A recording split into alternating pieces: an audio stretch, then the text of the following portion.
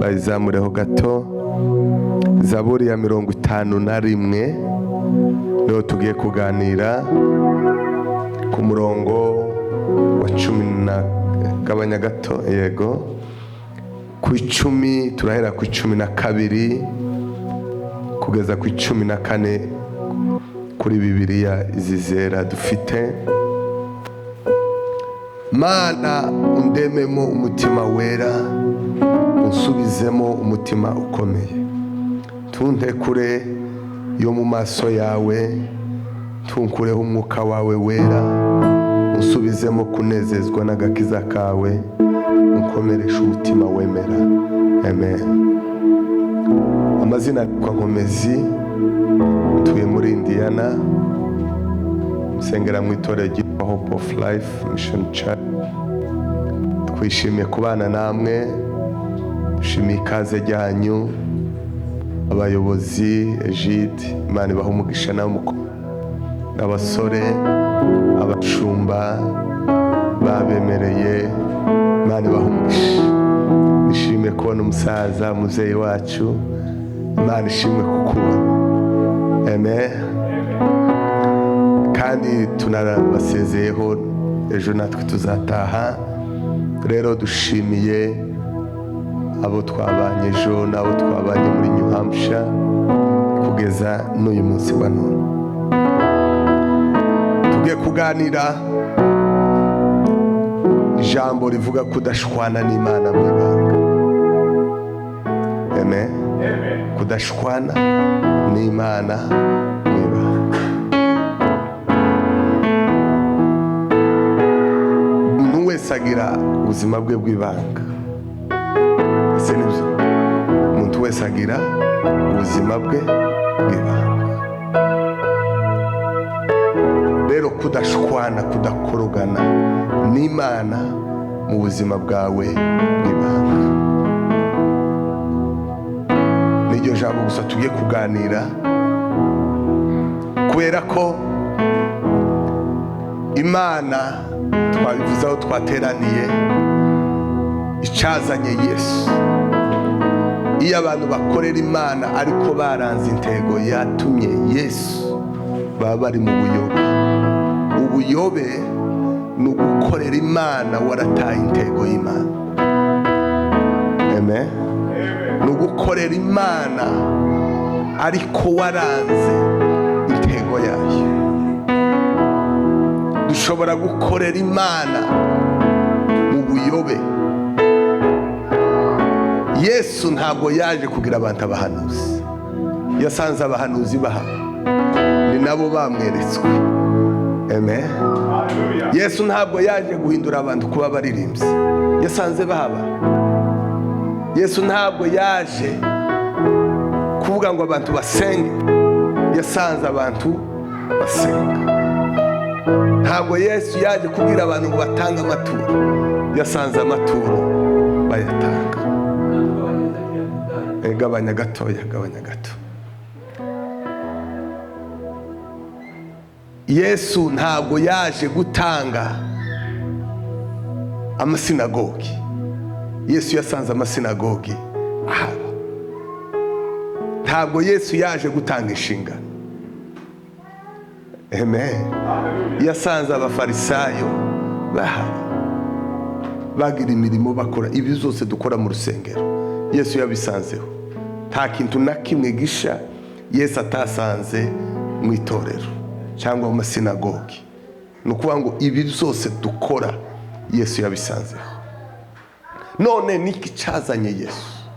Nibyo twavuze abo tutari kumwe mu gitondo. Icyazanye Yesu niki? Yesu yaje kutugarurira icyo twari twaratakaje muri Edeni. Adamu yari yaratakaje ubusabane bwiwe n'Imana. Yari yaratakaje kubaho. Yari yaratakaje ubutwari. Yari yaratakaje imbaraga. Yari yaratakaje ubumana muri we. Amen. Amen.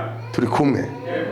Kubera ko Imana yabumbye igitaka, imaze kukibumba, iyo ubwayo ihumekera muri ca gitaka, ifata umwuka w'Imana iwushira muri ca gitaka, noneho umuntu abaho. Ni ukuvuga ngo muri twe, muri wewe urimo ubumana. Imana yakuremye mu shusho yayo. Amen. Nico gituma umuntu aremwe mu gusenga no kuramya. Nta waba hadasenga, nta waba hataramya, kubera ko ibisengwa biratandukanye n'ibiramwa biratandukanye. Ariko nta muntu waba hataramya, tibishoboka. Nta muntu waba hadasenga. Iyo umuntu adasenga Imana, hari ibindi aba yasenga. Iyo umuntu ataramya Imana, hari ikindi kintu aba yara. Nta muntu waba ntacyo yayakora mu isi yo mu mwuka. Iyo tuvuga ngo twebwe ngo turabanebwe ntidusenga, ufite ibindi usenga, kuko ntiwabaho udafite icyo usenga. Nico gituma bamwe bashaka ibyo basenga bakiremera ibimasa, abandi bakiremera ibyo gusa kugira ngo bareme, abandi bakiramya, abandi bakiyemera.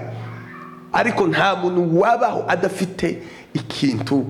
Nico gituma n'abantu Yesu Imana yaravuze ngo ntiyakagire indi mana. Amen. Hallelujah. Turi kumwe.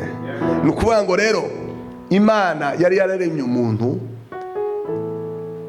imwishimiye kugira ngo babane n'uwo muntu, basabane nawe.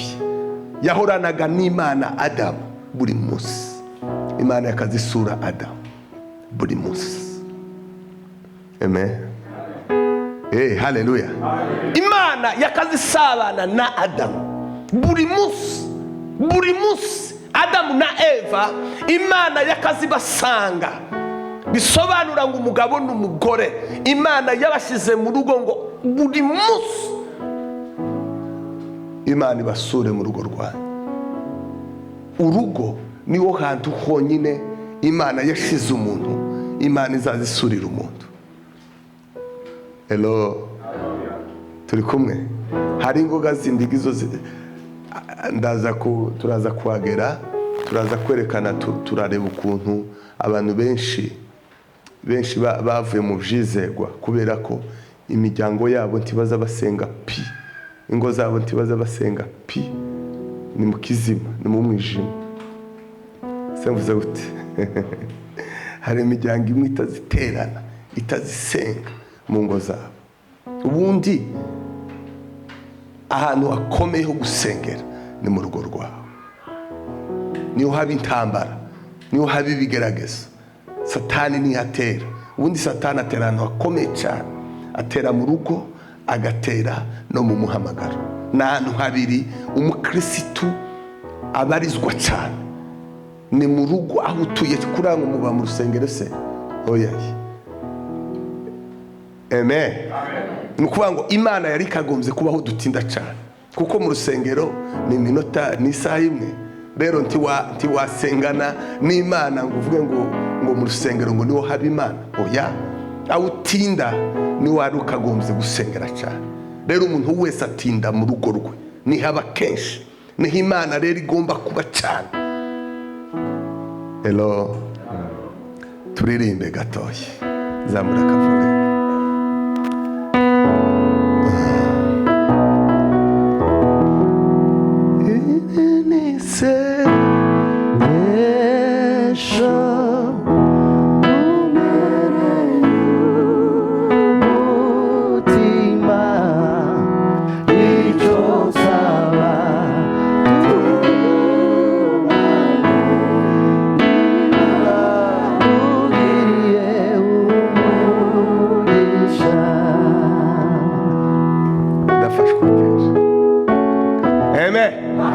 Dutarame gatoya hanyuma tuge kurangiza. Imana yakazisabana na Adamu umunsi ku munsi. Nico kintu gikomeye Adamu yatakaje ubusabane bwe n'Imana, ari rwo rupfu. Atakaza ubusabane, atakaza kwegera Imana, atakaza umubano, atakaza kwegera Imana, atakaza ubutware yari yarahawe, atakaza imbaraga, atakaza kugaragaza ubushobozi yari yarahawe. Umunsi yavuye mu busabane n'Imana, umunsi yatandukanye n'Imana mu ibanga. Ntabwo Imana yamwirukanye muri Edeni, ntabwo Satani ariyo yirukanye Adamu na Eva muri Edeni. Ibo yabatandukanyije n'Imana, abasiga mu murimo, abasiga muri Edeni. Uwo niwo murimo ukomeye cyane Satani arimo arakorera bene wacu. Abantu benshi babaye abanyedini, Satani arimo aragenda batanya n'Imana mu mwuka, akabasigara imirimo n'inshingano. Abantu bakaba mu rusengero ariko batagisabana n'Imana. Abantu bakakorera Imana ariko hanze bambaye izindi shusho, mu miryango yabo bambaye izindi shusho, mu kazi kabo bambaye izindi shusho, ku ishuri bambaye izindi shusho. Ntabwo Yesu ari uwo mu itorero, Yesu ari muri jewe. Haleluya, haleluya. Uko mbana na Yesu mu rusengero, niko mbana nawe mu nzira, niko mbana nawe mu ishuri. Ari muri nje, ari muri nje, atuye muri jewe. Haleluya.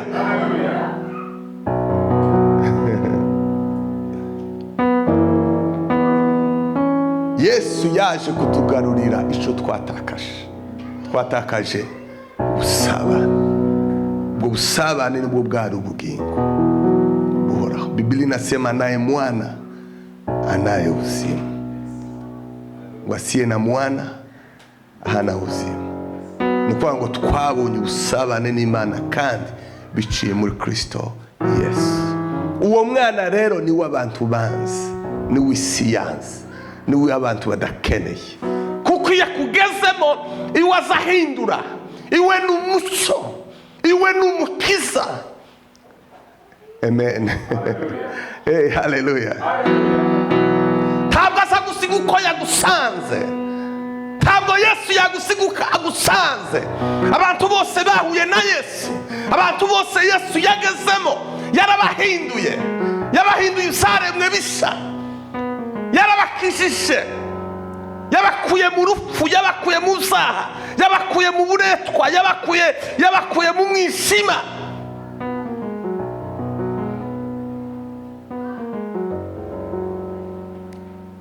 Mpamvu isi yanga Yesu nuko Yesu azaza gukura abantu muzo bakunda. Haleluya. Kubera ko abantu bakicikunda, bakunda isi, bagakunda n'irari ry'iby'isi, nico gituma abantu banga Yesu. Iyo Yesu akugezemo, nicyo kintu cyambere azayirukana ibigufitiye, ibyo urarikiye, n'ibyo wifuza gukora, n'ibyo umubiri wawe wifuza. Yesu nicyo kintu azabanza akagukuraho. Kubera impamvu abantu batagikeneye Yesu nuko bagikunze irari ry'isi, tibakeneye ko Yesu abahindura. Nimekutana na Yesu, nimekutana na Yesu, yeye mwenye uwezo kaniokoa, yeye mwenye uwezo. Nimekutana na Yesu, nimekutana na Yesu, yeye mwenye uwezo akaniokoa. Abahuye na Yesu. Nimekutana na Yesu, nimekutana na Yesu, yeye mwenye uwezo. Abagabo bahuye na Yesu, hari uko bateye. Abagore bahuye na Yesu, hari aho baba. Abahungu n'abakobwa bahuye na Yesu, hari uko baza bagenda, hari uko baza bavuga, hari aho batasabishana, hari aho Yesu yabakuye, hari ibyo batabamo, hari ibyo bataza baganira. Bahuye na Yesu. Nimekutana na Yesu, nimekutana na Yesu,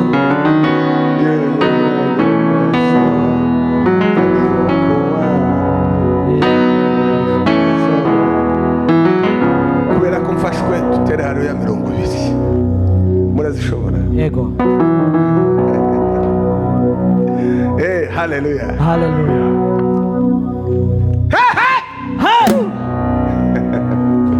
Nimekutana na Yesu,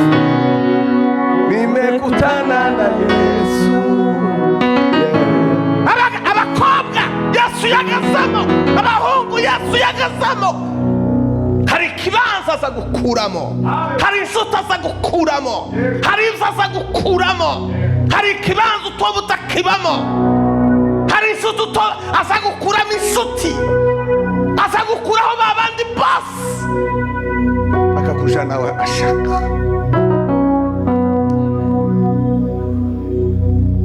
Kubera ko wahuye na Yesu aza kurutira izindi nshuti zose, aza kurutira ibindi byose. Yeye mwenye uwezo akaniokoa. Tawakunza Yesu wakongera kandi gukunda usaba. Yesu amenitosa. Yesu araryoshe. Yesu amere. Yesu aratangaza. Yesu no mungarure ganje mu ijambo ukukera nagiye kure. Semvuze uti tuje muri Zaburi, kubera ko buri muntu wese afite umwihariko we imbere y'Imana. Buri muntu wese n'uw'agaciro imbere y'Imana. Tegere kino kintu, umuntu wese agira umwihariko we imbere y'Imana. Nico gituma nta muntu urusha undi gusenga, kuko Imana izayumva umuntu wese uko asenze. Amen. Nico gituma nubwo mwuvukana muri 10, muri abantu 10 batandukanye, umwe azagwara abandi ari bazima, undi yavunika, ntabaza baje kuvuga ngo twese tuvunike. Azayihanganira ubuvune bwiwe. Ese nivyo?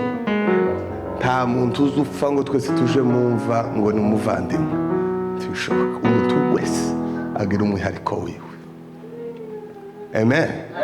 Uri umwihariko wawe, kandi umwihariko wawe niko gaciro kawe, nibwo bwiza bwawe imbere y'Imana.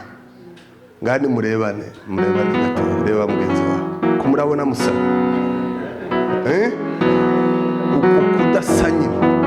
Amen. Haleluya. Uko kudasa nizo mbaraga z'Imana. Imana yaturanye uzuzara abana bose tibasa, tibagire fingerprint zisa. Nukuvuga ngo buri muntu wese n'umwihariko, ntahuye n'undi, mbese uko mwicaranye tuzi camuzanye mwisi. Haleluya. Niko natekereje umunsi umwe nasenga, umutima urambwe uku nimba twarabayo isi n'ijuru bitararema, tu muntu wese ni gihume c'Imana, tuwomenye icamuzanye mwisi. Amen. Tuzi canzanye, sinzi cakuzanye. Ico tumuka yazanyigisha kubaha umuntu wese. Amen. Kubaha umuntu wese, kudasuzugura umuntu wese, kuko ntuzi ico Imana yamuremeye. Amen. Turi kumwe. Tuje muri Zaburi. Zaburi, iyi ni Zaburi ya Dawidi. Ngiye kuvuga ritonze, hanyuma turagenda dufatikanya n'ijambo gukora za ushamburizi gatoya. None tugiye kwinjira mu buzima bw'ibanga. Amen. Dawidi yari umwami. Iyi ni Zaburi ya Dawidi yihana. Muri Samuel wa 2:12 niho musanga amakuru ya Dawidi. Dawidi yarabyutse mu gitondo. Mutegere, yarabyutse mu gitondo kukuntu n'abandi bose bazuka. Azuke arimo aratembera hejuru y'inzu yiwe ngo abone umugore yoga yiyuhagira. Amurebe aramwifuza, aramuhamagara, baramuhamagaza uwo mugore, araza aramusambanya. Amare gusambana, wa mugore arasama. Icyatatekereje, icyatagambiriye, icyatifujije, icyata atagambiriye, yarabyutse mu gitondo agwa muri uwo mutego. Mwuka yazanyigisha arambwira ngo dusenge tutagwa mu mwosho. Ubundi dusabwa gusengera ejo none. Turi kumwe? Dusabwa gusengera ejo none, kuko ikintu mwibanga agatangira ubujagisi, agatangira ubujagisa.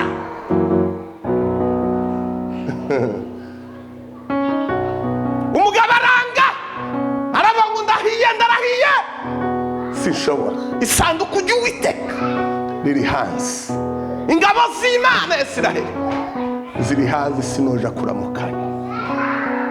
Ararana n'abazamu b'ibwami aho ngaho hanze. Dawidi azuke, baramubwira ngo wa mugabo tiyatashe wiwe. Dawidi uku iki kigabo ndakigira gute? Aramuhamagaza ngo naze basangire, amuha inzoga ngo barasangira ku meza, ngo kugira ngo nyina ngo inzoga sinde. None amubwira ati taha, ubwenge bwashize, kujya basinzi si abapagani cyane kuruta abasambanyi. Gusa baba banyweye amazi menshi akabarusha imbaraga, nta kibazo baba bafite. Kandi mwebwe umusinzi ni nkaho ni nk'igifu kuri mwebwe, ariko umusambanyi utazusinda iwe ni nkamuzima. Umurozi utazusinda iwe ga ni nkamuzima. Aho kuba umurozi no umusinzi nyine n'amazi menshi mba nanyoye akazanjana naha, aho kuje kuzimu. Ese mvuze gute? Sinza amakuru tuvuze. Yeye mwenye uwezo. Arari yasangiye n'umwami, barasangiye. Ayo makuru ari muri Samuel wa 2:12. Nta makuru yankomeza mfite, ndama mbabwira mpuru ya makuru yose, nta jambo ryankomeza ndi gushira. Hanyuma ngo barasangira, umwami aramubwira ngo papa musirikare Jesse, genda usuza abana mu rugo, genda ugere mu rugo. Genda ugere mu rugo. Arambwira ati wapi, sinoja gusura mu rugo, ingabo z'Imana ziri hanze. Arara kandi hanze. Azuke, baramubwira ngo wa mugabo tiyatashe. Dawidi aragambira, aravuga ngo kino kigabo reka ncice. Mwumve icyaha atatekereje, icyaha atararanye, icyaha atifujije. Dore uruhererekerane. Ukundi icyaha kimwe umuntu azakora kikazana, kikaba kiba umuzi w'ibindi bintu byinshi.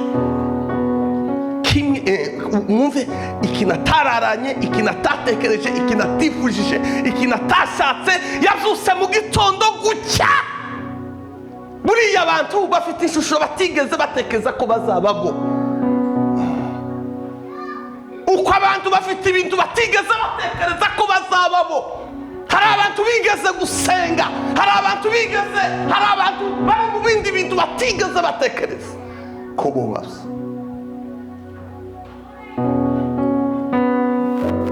Yandika urwandiko, yandikira umugabo w'ingabo ku rugamba. Ararwandika aravuga ngo uyu mugabo mu mushira imbere hari urugamba rukomeye cyane, mu mushira imbere bamurase. Icyaha atagambiriye ageze mu rwego rwo kuvusha amaraso. Wishira kukorogana n'Imana. Imana ntiyamuburiye, Imana ntiyamubwiye ngo Dawidi uri muri ukora ibiki. Hoya yaramuretse. Aragenda wa mugabo aja ku rugamba, bamushira imbere yitwariye urwandiko wenyine. Niwe waruhaye umukuru w'ingabo. Yaravuye ibwami, ararusoma umukuru w'ingabo waruzanye ari hafi. Ti umushire imbere bamurase. Kadogo jari imbere ku rugamba. Aragenda bafu baramuca. Imana iri mwiza, Imana izireba, Imana izireba ibyiherereye, Imana izireba ibiri mu banga, Imana izireba ibyiherereye. Ihamagara Natani, ndabwira ngo Natani, genda usange Dawidi akoze igitangaza. Agenda yishe, yasambanye, none ageze mu rwego rwo kuvusha amaraso. Bamwe basa basambana bakisha abana, mugakuramo amada mukisha abana.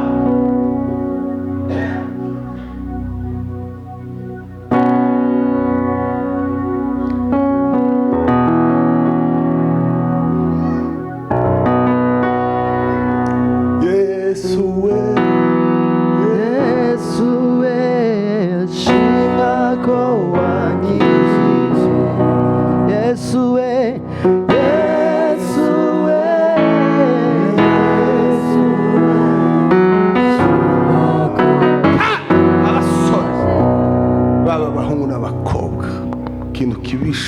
ubusambanyi, ugasambana bwaca wasama ugakuramo inda ukavusha amaraso.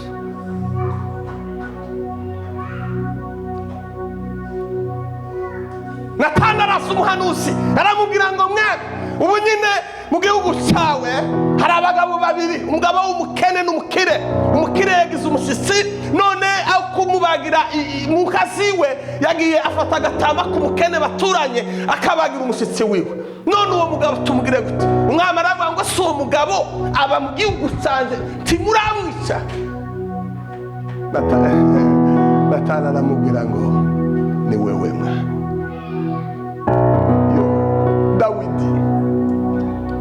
Dawidi asuza umutima, ni nacyo Imana yamukundiraga, yari honest mu maso y'Imana. Nta kindi kintu Imana yakundiraga Dawidi, yari honest, yakazavuga uko ateye muri we, yakazabwira Imana ngo Mana icyo kibazo gihari. Kwihana ni ukuba open, ni ukuba honest, ukabwira Imana uko uteye. Noneho abantu bamwe bazaje gusenga akazayishima n'ukwasi. Dawidi aravuga ngo nakoze ishano arisuza. Imana ibwira Natani, iramubwira ngo Dawidi mubwire ngo sinkimwisha, ndamubabariye sinkimwisha, ariko ibihano bibiri ngiye kumuhana.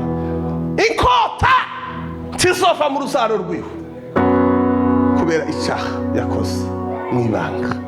Mwuka yazanyisha arambwira ngo icyaha ntacyaha kitaza kibabarirwa, ariko ingaruka z'icyaha umuntu azazirengera. Abantu benshi barimo barirengera ingaruka z'ibyo bakoze.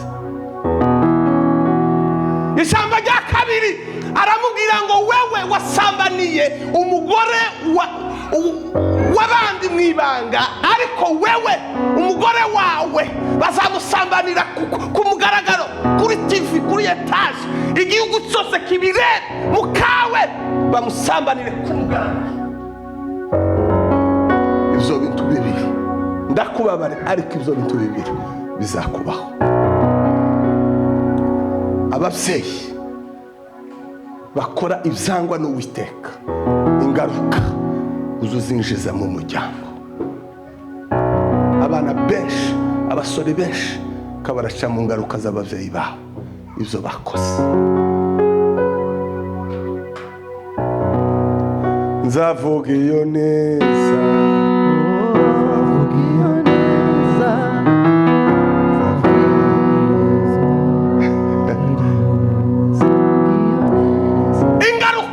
ingaruka zisha Imana izibabarira, ariko ingaruka zisha umuntu azazirengera. Dawidi ngo aza gusaba imbabazi muri Zaburi ya 51, ni Zaburi yo kwihana. Dore ko abantu batagikenera kwihana. Ubundi kwihana ni abakunzi bose no gusabana n'Imana. Kwihana si ubuswa. Kwihana ni ubuzima bwo kwezwa, ni ubuzima bwo gukunda Imana, ni ubuzima bwo kwegera Imana.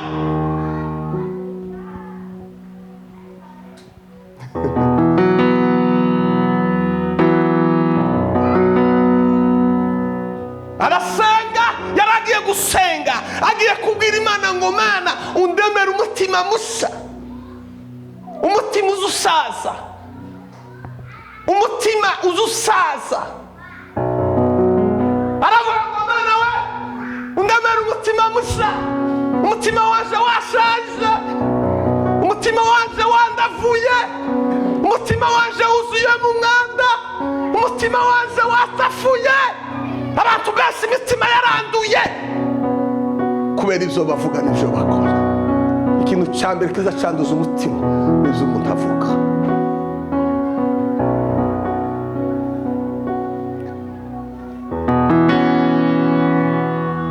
Yewe Gorigota sinzakwibagirwa, yewe Gorigota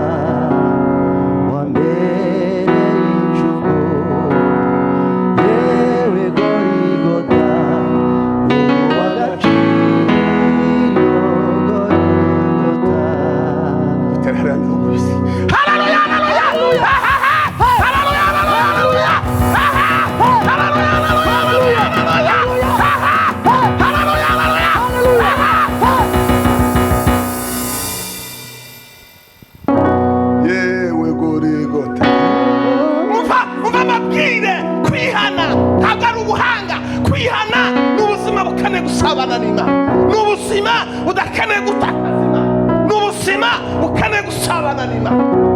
imana kwezwa. Ese mbabazi, ninde warira mu isahani yanduye muri mwebwe? Ninde muntu wacumba cyangwa wateka ibiryo akazana isahani idasa neza akayishyira mu biryo akabiha abashyitsi? Ninde muri mwebwe? Hari uwo? None ni gutekereza ko imana yoga ibiryo bivuye mu mutima wanduye. Hasaba koza. Nubwo wamara kurira ibiryo mu minota 10 iba yanduye. Iyo ugiye gushyiramo ibindi biryo bisa uzubanza ukayoza. N'umuhamagaro w'abizera Yesu yahamagariye aravuga ngo ntimwahamagariwe kwanduzwa, mwahamagariye kwezwa. Ubundi kwezwa n'umuhamagaro w'abegera Imana bose. Tubaho mu buzima bwandura buri munsi. Shobora kuvuga kandura, shobora kwicara kandura, mu kazi kwandura. Kwandura si igitangaza. Igitangaza ni ukutamenya ko wanduye ngo umese imyenda yawe. Ese kwandura ni igitangaza? Oya. Naho wicaye usanga wicaye ahantu handuye, wareba kujya umuntu ufite impumyi, nta mpumyi n'imwe izimenya ko yanduye. Hari impumyi zimenya ko yanduye? Yes. Imiso Satani karimo arahumya abantu, arimo abantu tibazi n'impumyi tibazi ibyo barimo, tibazi ko banduye, ariko babivuguta muja mu bugome mu masakubiri muzanga mukabongo ko muraja mu ijuru wanga mugenzi wawe. Itangazo ry'ihutirwa ry'ubuhanuzi umusome Yohana wa mbere iryo ndamandireka aho ngaho. Yohana wa mbere igice cya 9 iryo ni itangazo ry'ubuhanuzi uvuye ku Mana. Ngawe hasome papa. Yohana wa mbere 10:2-9.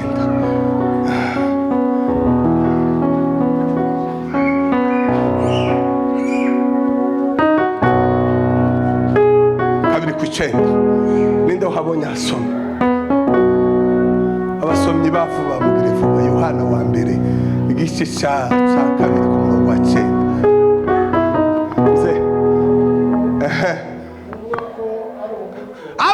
Uvuga ko ari mu muco akagira akanga mwene se aracari mu mwijima nabugino. Komeza papa gatoya. Wilson haguruka usoma.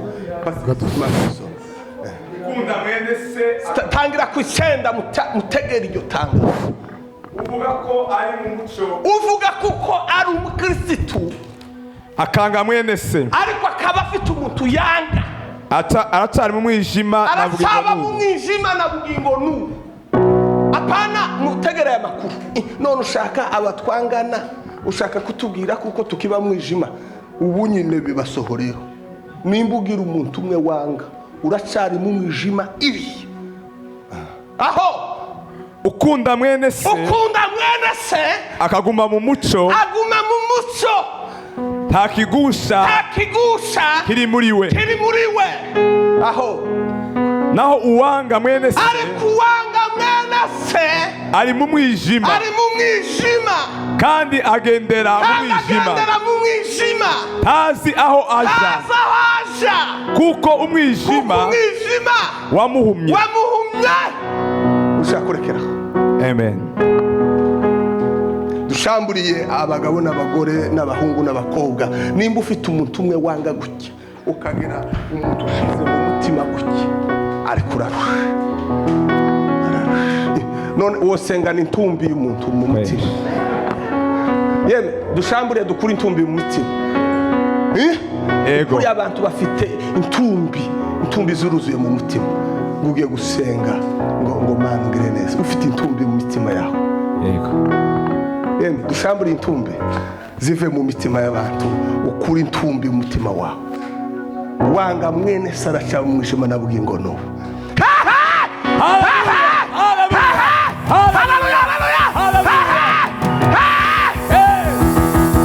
Bwari ubuhanuzi bwihutirwa.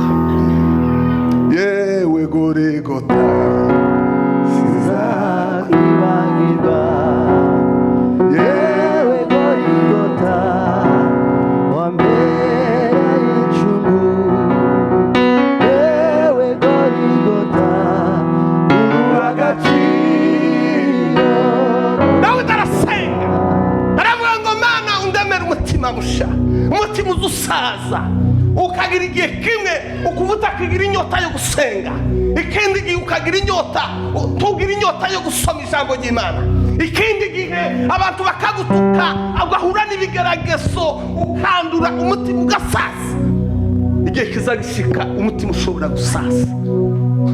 Dawidi yaramaze kumenya ko umutima wiwe takinezeza Imana, aragenda aja gusenga.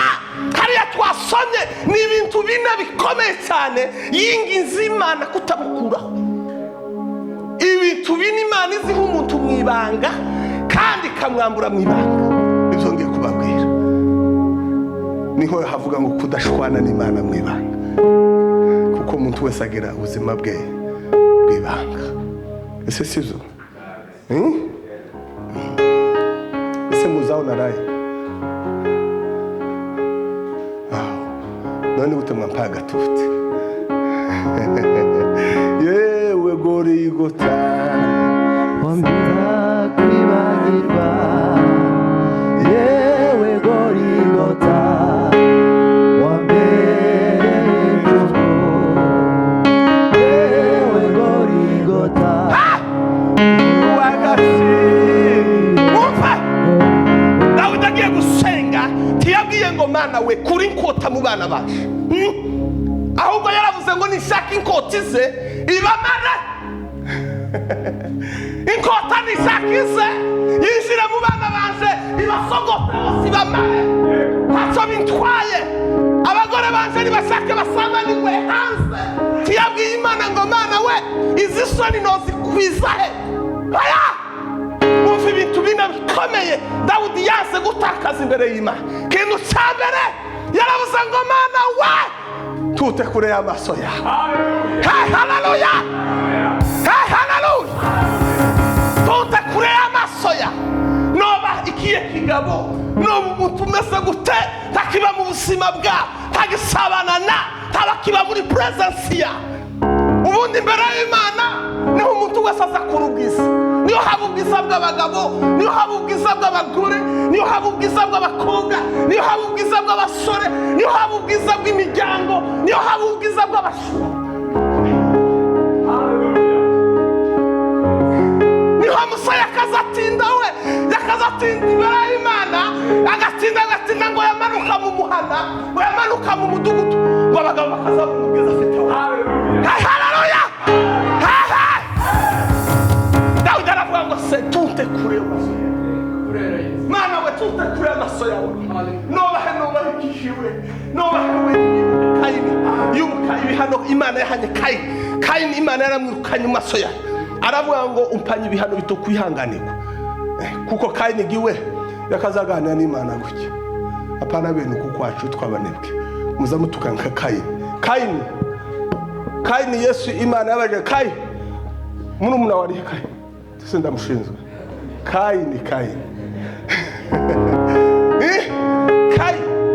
ese wewe wagira neza tiwo kwemegwa tikandi Kayini kindabona nutihana kindabona ivyaha zaye vyitugatuga kibira kubitaga hodi imbere yawe kubera ko Kayini yariha.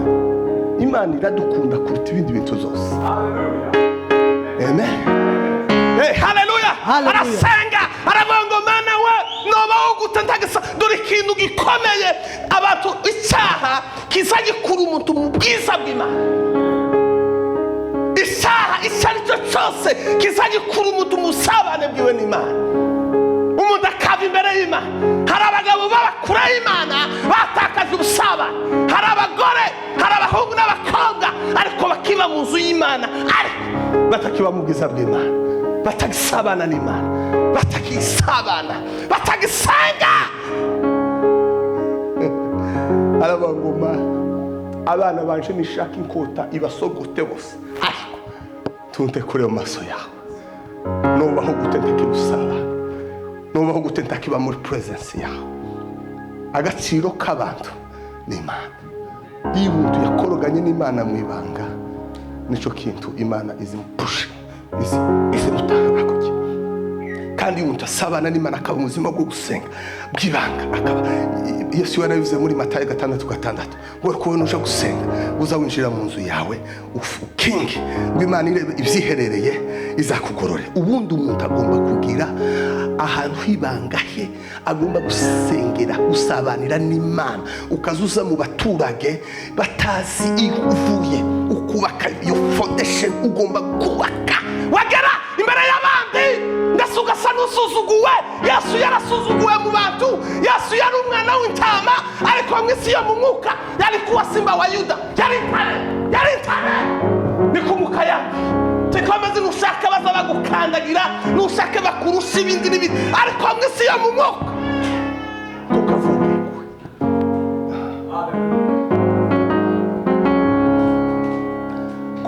muzambwa ngo usuko kuranga gusuko usa n'umwuka ukubamo kujya umuntu asa n'umwuka umuba. Ese mvuze gute? Umuntu asa n'umwuka umubamo. Umurimo wose umuntu akora inyuma y'ico gikorwa cishe mu mwuka.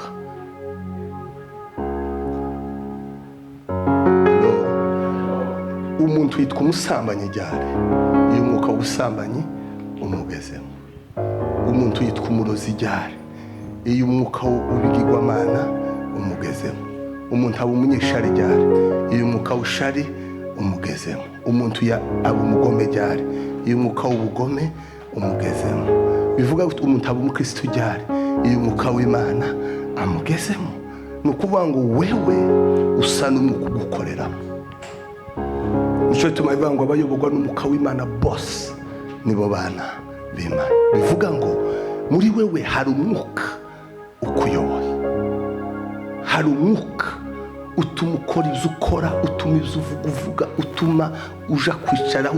Hari ahantu umwuka ni uzi ukujana, umwuka ni uzi uguhitiramo inshuti, umwuka ni uzi uguhitiramo ibyo ukora, umwuka ni uzi uguhitiramo ibyo uvuga. Biterwa n'umwuka uwo ari wo ukuyoboye.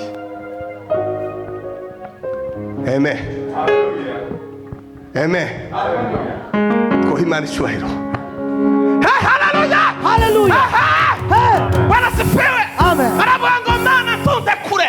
Dore ikintu gikomeye iyo umuntu yasabanye n'Imana, iyo umuntu wegereye Imana ugasenga, Imana izi kwiyegereza, Imana izi kwegereza hafi yayo, Imana izi kwegera, Imana ikakuzana mu bwiza bwayo. Ayi tizirobanura ku butoni, n'Imana itarobanura ku butoni, n'Imana itaneguruzwa izuru.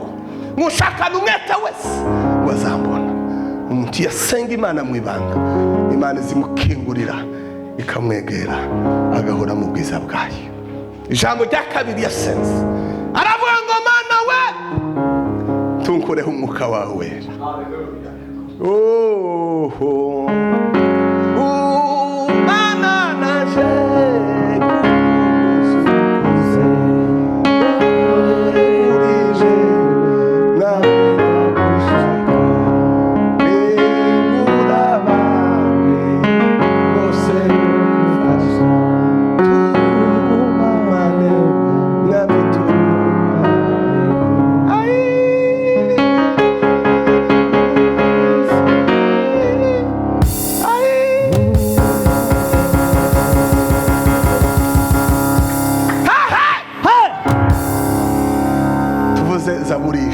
n'abangwa bari mu isi bose mubavugiriza Uwiteka impondo. Nazigendeye iminsi 3 masengesho ntajya ntanga senga ngo Mana uko ziraje gucya kubera kandi impondo zazivuga gusa iyo hari ubutsinzi cyangwa iyo habaye ibirori. Sibyo uko gucya mpagaze ibirori byabaye ku Mana habaye intsinzi ikomeye.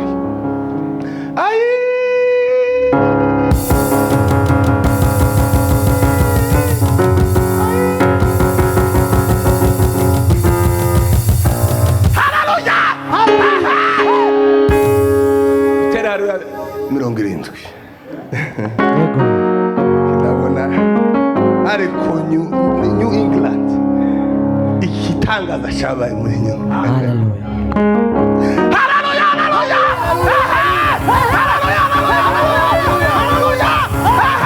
Hallelujah.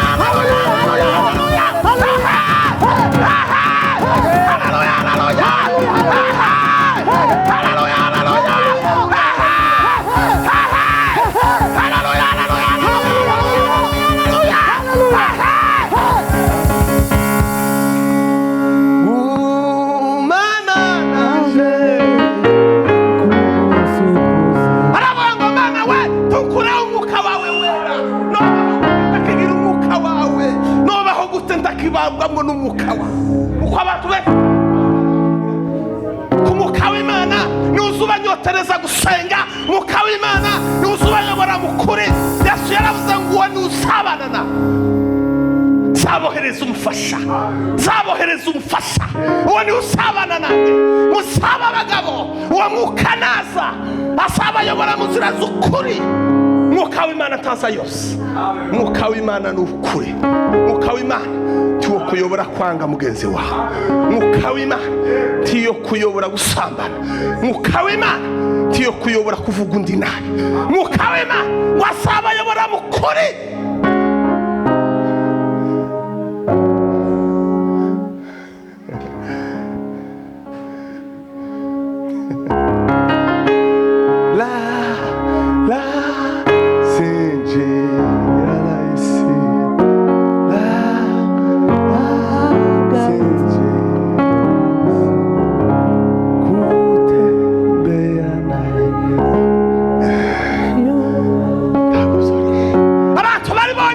Abantu ntibakigira umwuka w'Imana.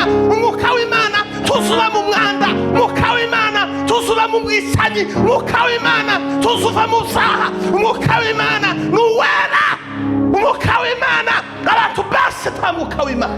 Abantu bose barakamukiwe, basigariye ku mpano, basigariye mu idini, basigariye mu rutete hano. Ariko umwuka w'Imana yarabavuyemo. Cyo tuma muzamusambana muri mu ikanisa, mugatukana muri mu ikanisa, mukagwanira mu makanisa, mugatukanira mu makanisa, mukarogera mu makanisa. Kweli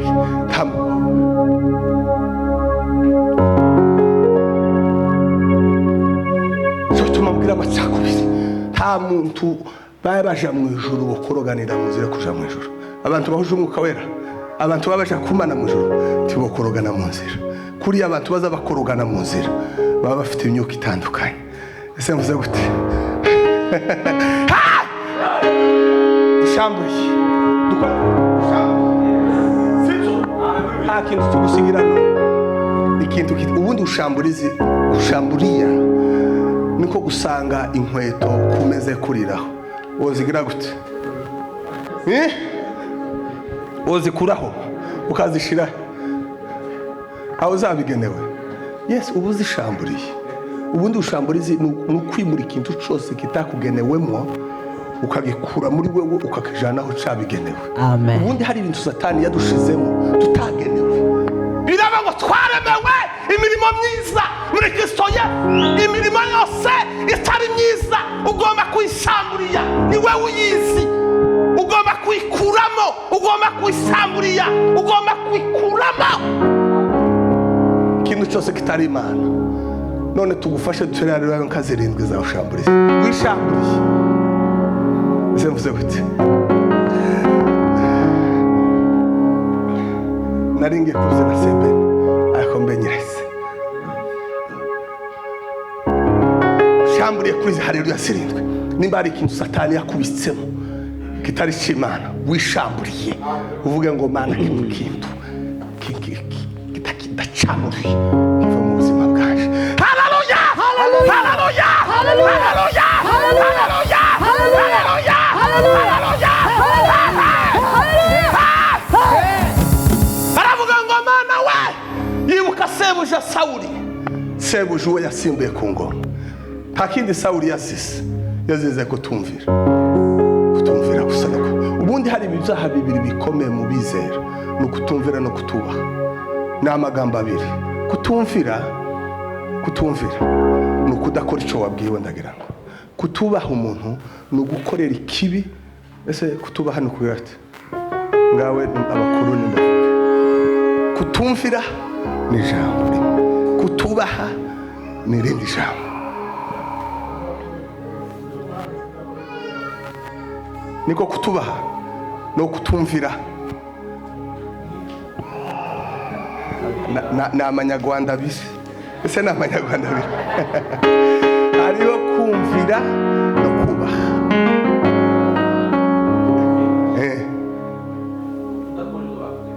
Gukora. Kutubaha n'igikorwa ukoze y'abakuruta, niko kutubaha. Yes, ubundi ibyaha bibiri bikomeye ni ukutumvira Imana no kuyubahuka ugakora ikizira mu maso yayo, niko kutubaha Imana. Abantu bubahutse Imana niko Yosefu yavuze. Yari umusore Yosefu mw'abasore mwe, ikintu gikomeye kimaze abasore n'ubusambanyi. Yosefu yageze kwa nyina iriya, kandi Umwuka yarambwiye ngo kubera inyenyeri yari kuri Yosefu zatumye bene se bamwanga. Ubundi Umwuka yarambwiye ngo ubunini bw'inyenyeri kuriho bingana n'intambara ugomba kunyuramo. Amen. Nugira intambara nyinshi uzamenye ko nawe ufite inyenyeri nini. Amen. Yes. Abona akazi kwa Potifari. Nyirabuja araza aramubwira ngo yakazamubwira kenshi, ntabwo yamubwira ryari ndi gusa, ngo yahoraga akamutereta. Twamagana abatereteri n'imbara bahawe. Ese muze gute abantu utwagenti tw'abadayimoni tugirirane y'ubusambanyi, basa bagenda abagabo buzuye umwuka w'ubusambanyi, basa bagenda bagusha abagore b'abandi b'abakobwa n'udukobwa n'utugore twuzuye dagoni amapepo. Turaza gushambura umugore urusha urupfukurura mu kanya hano. Muzi ikintu kirusha urupfukurura? Iryo ni ijambo iryo ntimurizi, ariko turisome tumushamburiye umugore, hanyuma n'abagabo bamwirinde. Umubwiriza 7:26. Umuntu urusha urupfukurura dushamburiye abakobwa n'abagore barusha urupfukurura. Ese muze gute? Ariko uyu mugoroba turakora ushamburizi ikomeye. Mwahabonye umubwiriza 7:26, ikintu kirusha urupfukurura. Umubwiriza 7:26. Pastor Wilson soma neno la Mungu. Soma neno la Mungu. 26. Mwahabonye mwese ikintu kirusha urupfukurura. Aho maze mbona ikintu kirusha, maze naye nitegereza papa, naye ngenda mbona ikintu kirusha urupfukurura. Aho ni umugore umeze nk'umutego. Ngo ikintu cyambere ngo ni umugore ngo umeze nk'umutego, n'ishundura, ngo kandi ngo akaba ameze nk'urushundura, n'amaboko ye akaba, kandi ngo n'amaboko ye ngo ameze nk'ingoyi. Unezeza Imana wasimbutse. Kurasoma icyo gitabo. Komeza. Unezeza Imana wenyine, niwe wenyine uzorokoka bene uwo mugore. Ariko abagabo bose b'abanyabyaha bazafatwa nabo. Dushamburiye abagore bameze nk'imitego.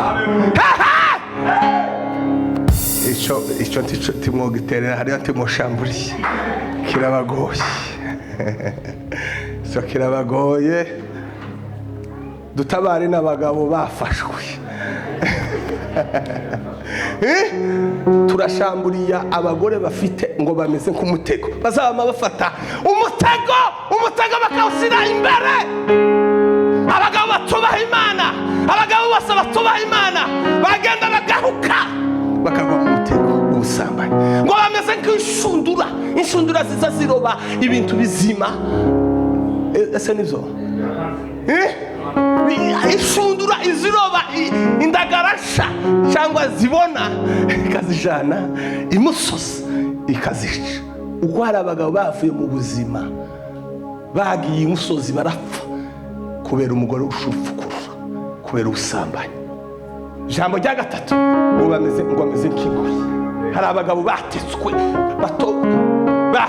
badakarerere kikamaciro kwa kigabo cyatetswe. Yemwe ijambo uwo mugore ntitwamusiga muri uyu muhanda. Ijambo rya kabiri ntitwasiga bene abo bagabo muri iyo mitego. Yemwe dutabara abantu duhe Imana isubahiro. Haleluya, haleluya, haleluya, haleluya.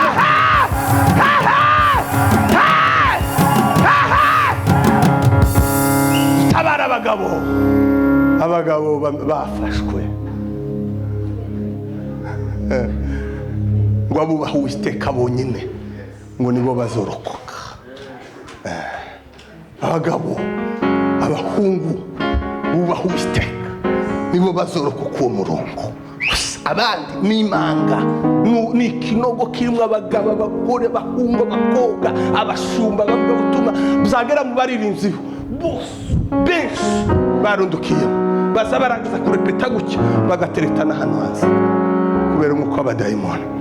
Dushamburiye umwuka w'abadayimoni gusa.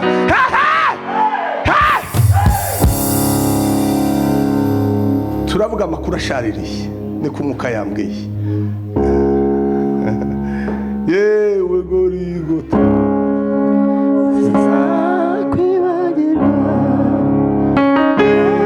Gorigota wambereye ijuru, yewe Gorigota uw'agaciro. Dawidi asaba ikindi kintu cya gatatu, aravuga ngo Mana we ngongere kandi ngarure ibyishimo by'agakiza, nongera nishime ibyishimo bikomoka mu gakiza. Yo ibyishimo bikomoka mutegere tugaruke. Amen. Haleluya. Twama tugaruka guki. Haleluya. Yego. Abantu bareke kuganira twa Yesu yavuga. Haleluya. Haleluya. Aravuga ngo Mana we ongera ungarurire ibyishimo bikomoka ku gakiza. Ibyishimo bikomoka ku gakiza. Haleluya. Mwuka yarambwiye ngo ibyishimo byose bidakomoka ku gakiza ni ikinyoma. Icyaha kizacirukana ibyishimo byo mu mutima. Icyaha kiza gitsemba, Yego. kiza gikuraho ibyishimo. Ese mbaza ndabaza abashakanye nimba uwo mwuka namwe wigeze kubafata igihe kimwe. Hari igihe ukorogana na mugenzi wawe wasohoka hanze wagera imbere y'abantu inshuti zawe ukamutangira guseka, kiri guseka siko bimeze, kiri guseka abantu bose babaza ibibazo, wagera wataha, wagera imbere y'umuryango guki ariko ayo makuru nkaho muyazi. Dushamburiye uwo mwuka uba imbere y'inzu.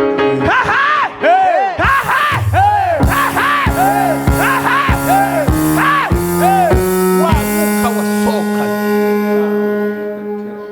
uzi ugutegera, iyo wiriwe uzi utahana igisubizo, uzi utahana igisubizo, kuko uwo mwuka niwo umaze ingo nyinshi. Hanze y'urugo rwawe uri umunyabitwengezi, uri indyarya, uri siko bimeze, ukirigwa. Ese uba gushima? Ese guseka ni ukwishima? Abantu benshi nibwo buzima. Uzi ko hari abantu baza bagira ubute bwo gutaha, abantu biganyira gutaha, abagore biganyira kuja mu ngo, abagabo biganyira gutaha.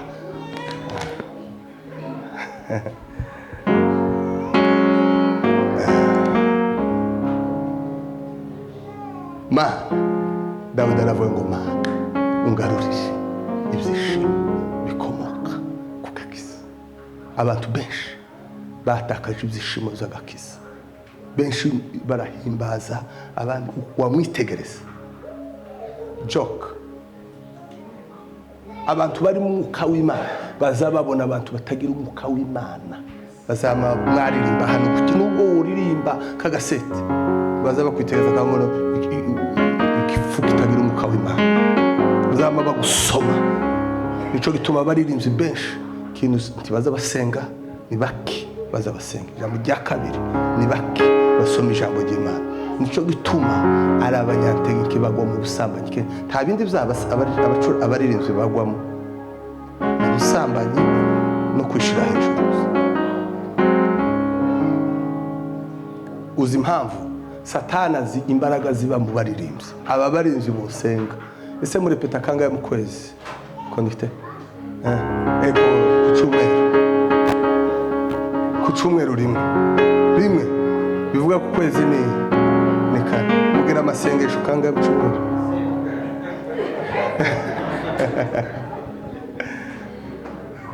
None se abo bantu bozana imbere y'Imana bakaririmba se? Muzohindura kuko indirimbo zose murazizi. Muzoza muza muri practice, umwe apfukame hariya undi apfukame hariya, muza muri peta amasanga abiri, mwama mupfukama amasaha abiri musenga, ku cyumweru muririmba agakorasi. Muzi rero bitangaza bizaba, ariko ntibwo bishobora iryo page tuyireke kuko gusenga si uko abanyantegeke. Semene amen. Uzi gusenga umuntu azagera mu rugo rwiwe yiriwe asakuza avuga rararara, yagera mu rugo rwe avuga ngo dusenge, umuntu hose ukaza ururimi rukagobwa, bavuga ame akama akasetereza. None gusenga nuko abanyantegeke. None gusenga si ukuvuga, gusenga si ukuganira. Nimba umuntu yo kwirwa aganira, umugore akirirwa asakuza hanze, ariko yagera mu rugo rwe ahabereye umwamikazi akananirwa gufata ubwana bwe ngo busengere, akananirwa gusengera urugo rwe, akananirwa gusengera umugabo we, akananirwa guhamagara Imana mu rugo rwe, yirirwa asakuza. Uyo sengera itorero. Ibyo ni ugusinzira n'ubuhenebere, kuko imwica abana banyu. Mama unanirwa gufata ubwana bwa Imana ubusengere iminota 5 icyagusa usengere wiri uvuga. Kandi gusenga nukuganira, nukuvugana n'Imana yawe wizeye. None ko mu ngo harimo imyijima, kindabona imyijima mu ngo nyinshi, nta mahoro nta byishimo. Hanyuma mukaza mu kanisa mukagisha abantu, mwataha nta byishimo nta mahoro. Kubera iki? Mu ngo zanyu harimo timuhamagara Imana. Hanyuma mukaza muzomarana hano mu ikanisa. Ese vuze gute? None mu ikanisa niho abantu bazaga kumaranaga umujinya, abantu bakoroganyire hanze bakaza gukubitanira mu ikanisa. Mu rusengero si yo kuza kugwanira. Urusengero naho gukirira imitima, naho kuramyiriza Imana. Ariko muzana imijinya yanyu yo hanze, ibyo mupfa mu miryango mukabizana mu rusengero, mugateranya abantu mu rusengero, mwagize icyo mupfa hanze. Dore ko ni igiterane cya community, mugira ibyo mupfa muri community mubizane muri church. Church ihuriyeho na community. Church si ya community, church ni y'abantu bose. Ese mvuze gute? Amen. Nimba mfite icyo mpfuye nawe aho twasangiye mu kabare nagututse, ukabizana muri church.